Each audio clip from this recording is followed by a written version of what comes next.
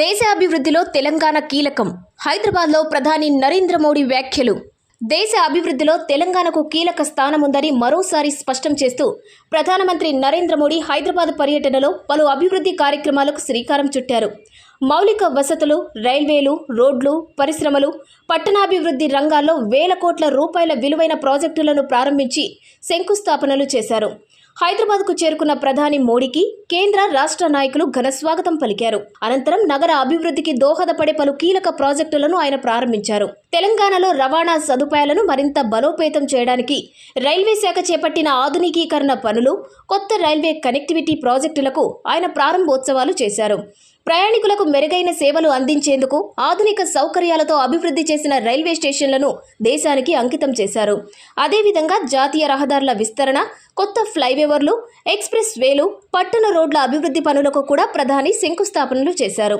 Traffic సమస్యలను తగ్గించి పరిశ్రమలకు వేగవంతమైన రవాణా అందించడమే లక్ష్యంగా ఈ ప్రాజెక్టులు చేపడుతున్నట్లు కేంద్ర ప్రభుత్వం తెలిపింది. పరిశ్రమల అభివృద్ధి, పెట్టుబడుల ఆకర్షణ దిశగా కూడా ప్రధాని మోడీ కీలక ప్రాజెక్టులను ప్రారంభించారు.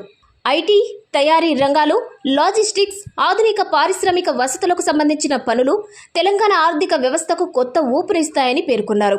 యువతకు ఉపాధి అవకాశాలు పెరగడంతో పాటు హైదరాబాద్ను గ్లోబల్ ఇన్వెస్ట్మెంట్ హబ్గా తీర్చిదిద్దడమే లక్ష్యమని వివరించారు.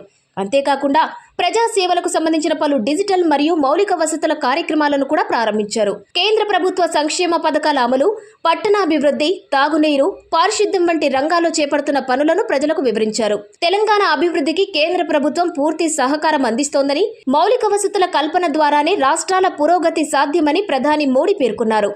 దేశాన్ని $5 ట్రిలియన్ ఆర్థిక వ్యవస్థగా తీర్చిదిద్దే లక్ష్యంలో తెలంగాణ కూడా కీలక భాగస్వామి అవుతుందని ఆయన ఆశాభావం వ్యక్తం చేశారు. మొత్తంగా హైదరాబాద్లో జరిగిన ఈ పర్యటన అభివృద్ధి, మౌలిక వసతులు, పెట్టుబడులు, ఉపాధి అవకాశాలపై కేంద్ర ప్రభుత్వం చూపుతున్న దృష్టిని ప్రతిబింబించింది. తెలంగాణలో అభివృద్ధి ప్రాజెక్టులకు మరింత వేగం పెరగనున్న సంకేతాలు ఈ పర్యటన ద్వారా స్పష్టమయ్యాయి.